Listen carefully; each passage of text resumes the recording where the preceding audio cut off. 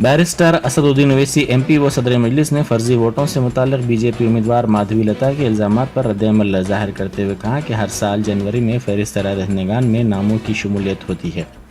Election commission की जानिब से फहरिस्त जारी की जाती है और इंतखाबात से पहले क़तई फहरिस्त राय दहिंदगान की इजराई अमल में लाई जाती है। इसमें उनका क्या रोल है?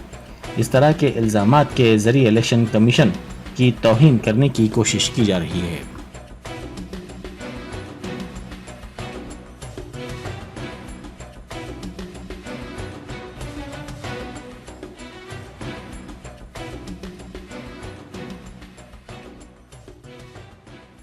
माधवी लता जी आरोप करते हैं कि आपके ऊपर आपके यहाँ असेंबली पार्लियामेंट में तो तकरीबन 6 लाख से ज्यादा बोकस होता है, जिसकी वजह से आराम से आप हर वक्त 3 लाख वोटों से जीतते हैं। ऐसा है, देखिए, आपको समझने की जरूरत है। कम से कम आप तो अपने आप को उस लेवल पर नीचे मत गिरा दीजिए। आप माशाल्लाह से एक जिम्मेदार सहाफी है, जर्नलिस्ट है, आप पढ़े लिखे हैं, आप थम्स अप नहीं है।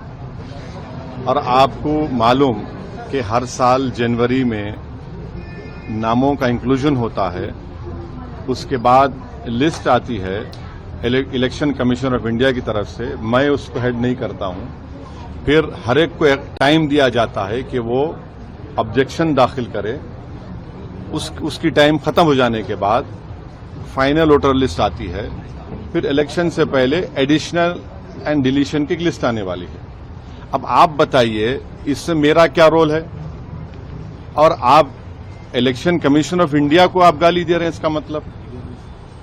तो ये ऐसा है, हर पार्टी आती है और चुनाव से पहले इस तरह की बात करते हैं, मगर रियलिटी तो कुछ और ही है।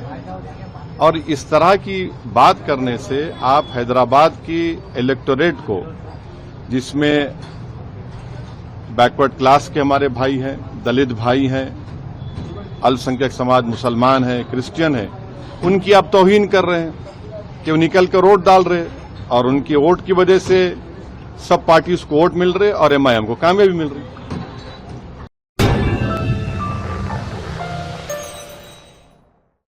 सक्सेस द स्कूल के जिम्मेदारान की जानिब से लड़कियों की मेयारी तालीम और दीनी माहौल में तरबियत के लिए टोली चौकी और पुरानी हवेली ब्रांच में लड़कियों के लिए एक्सक्लूसिव स्कूल का क़याम अमल में लाया गया है। तो जल्दी करें, सही वक्त पर दुरुस्त फैसला लें और अपनी शहजादियों की तालीम के लिए सक्सेस द स्कूल का इंतखाब करें।